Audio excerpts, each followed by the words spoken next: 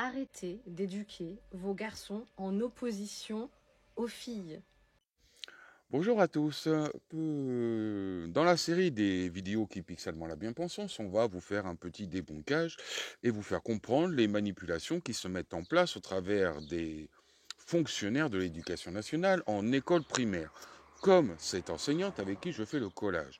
Je n'ai aucun respect pour ce genre de personnes abjectes, à la moraline déplacée et insultante.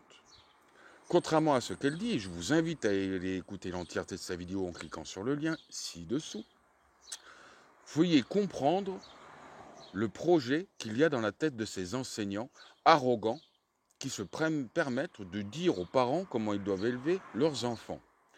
Contrairement à ce qu'elle dit, tout père de garçon doit continuer à enseigner la virilité à son petit garçon. Ce genre d'enseignante a été mis en place pour déviriliser les garçons.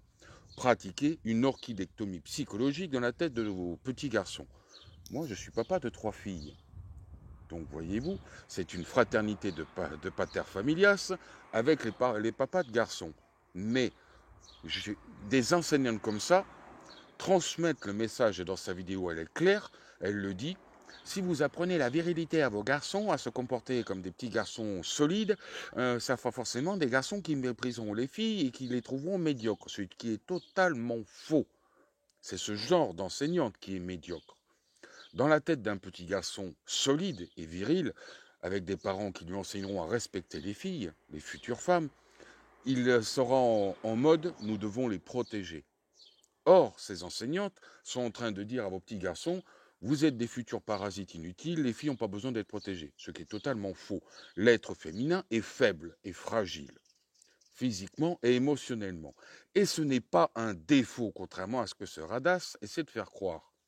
Eh oui, la fragilité et la faiblesse émotionnelle de ces femmes leur amènent à développer de magnifiques qualités, comme l'empathie.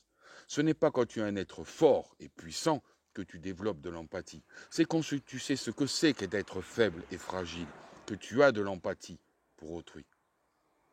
Donc, par la manipulation de cette enseignante, on tente, au sein de l'éducation nationale, de déviriliser vos petits garçons. Et c'est abject. Père, défendez vos petits garçons et dites à ce genre d'enseignants de bien fermer leur gueule. Parce que ce sont des larves qui veulent déviriliser vos garçons. Pour ceux qui ne savent pas ce que c'est qu'une orchidectomie, je vous invite à aller vous renseigner. Google est votre ami. Quant à toi, petite enseignante, je t'invite à fermer ta gueule. J'ai un plus profond mépris pour ce genre de manipulatrice féministe, castratrice que tu es.